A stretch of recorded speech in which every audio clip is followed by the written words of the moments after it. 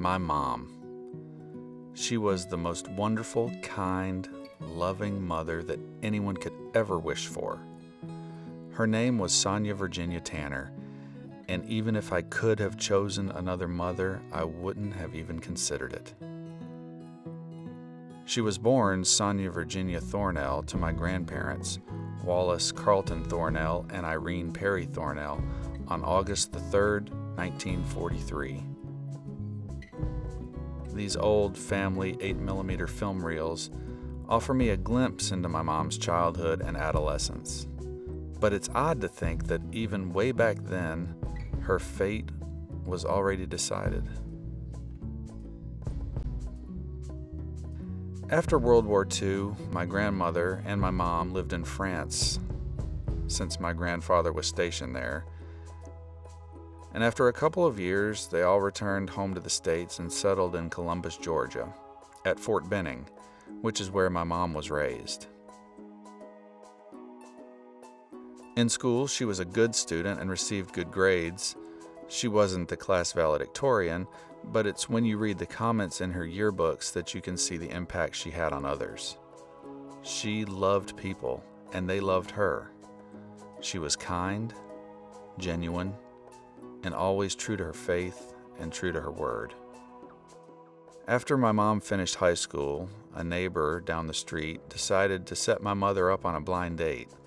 So a young man from Stark, Florida, drove up to Columbus, Georgia, to go on what proved to be a date that would last a lifetime. That young man was my dad, William Harvey Tanner. A short time later, my mom and dad got married and began their new lives together.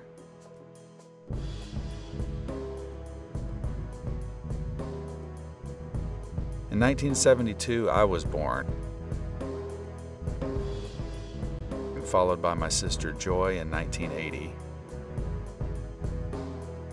and my other sister Megan in 1984. My mom lived long enough to see the birth of two of her grandchildren. The first one, my son, William Thomas Tanner, was born on October 6, 2002. And my sister Joy's son, Tucker Brian Sloan, was born on October 27, 2006. My mother was so happy when she held her grandsons. You could see that she wanted nothing more in life than to love them and watch them grow up. You've probably noticed by now that I keep referring to my mom in the past tense. She died sometime in late 2008 or early 2009. We're not really sure of the exact date, but we could see her death coming for a while. There was no obituary in the paper, she didn't have a funeral, and there was no burial. Seems odd, doesn't it? Well, unfortunately, it's not that uncommon. In fact, there are over 5 million people who will share my mother's fate because, like her, they all have Alzheimer's disease. My mother's body lives on today, but my mom is long gone.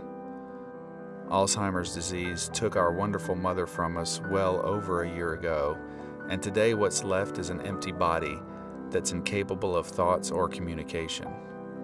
To all of us, her body houses a stranger that's unfamiliar with our past, unaware of the present, and certainly unable to understand there is a future. So far, my mom has missed the birth of her third grandchild, Jackson Sloan, plus a lot of birthdays, anniversaries, Mother's Days, Easters, Thanksgivings, Christmases, and countless other events that she was looking forward to sharing with her family. It's really a blessing that she can't understand all of the things that she's missing. I miss my mom every single time that I look at her. My prayer is that someday there will be a cure for this horrible disease and that no one will ever have to go through what my mom, my dad, and my family has gone through ever again. Mom, I miss you. I love you, and I always, always will.